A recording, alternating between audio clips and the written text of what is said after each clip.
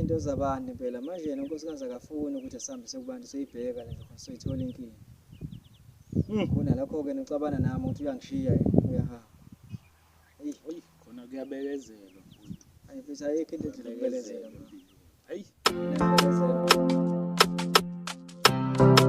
Wahlala wekhuluma abantu. Uma umuntu ophila kulo mhlaba ubabeyezela noma kunzima. Uma umuntu ophila kulo mhlaba ubabeyezela noma kunzima. Ngabekezela nami ungaphila abantu abaphila kulo lizwe. Abantu bahlala bekhuluma angeke bekusize ngalutho. Ngabekezela nami ungaphila abantu abaphila kulo lizwe. Abantu bahlala bekhuluma angeke bekusize ngalutho. Uma umuntu ophila kulo lizwe ubabekezela noma kunzima.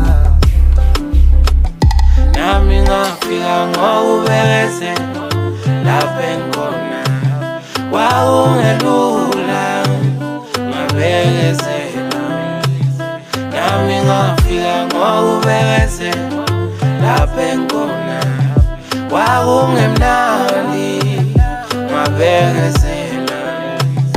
Babengixona abantu babengibeka amabala kwakungelula ngabekezela.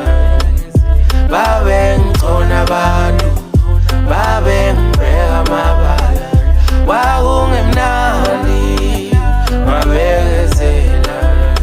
Zisho kanjalo njalo bheseviyo njalo inkanye ezigabhanyabhanya vele wathi kwamehlo kwabaziqiniso. Undaba ezimnandi ezikhulunywa abayithandayo maqede kube nenjabulo. Umketshe ezigaketshe umbada maqansa endabeni mbota magayise gayitshene edlula lapha edlula kenye kenye leshumi. Iyo njalo yomlando umuntu ongachazeki uma wathi awuchaza ngaqinisa ukhale nyembezi. Angihambi ngedwa ngihamba nayo emzi wesi ngimlanda phansi kwelasekwelani wethu zosiza usisho ngani.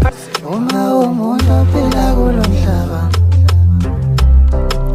ubabeyezela noma kunzima. Uma umuntu ophila kulo mhlaba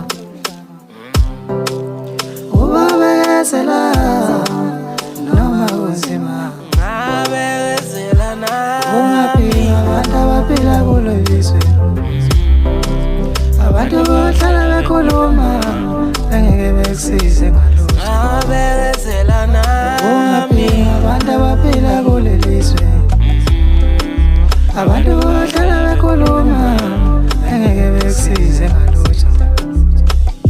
Uma umuntu ophila kulo lizwe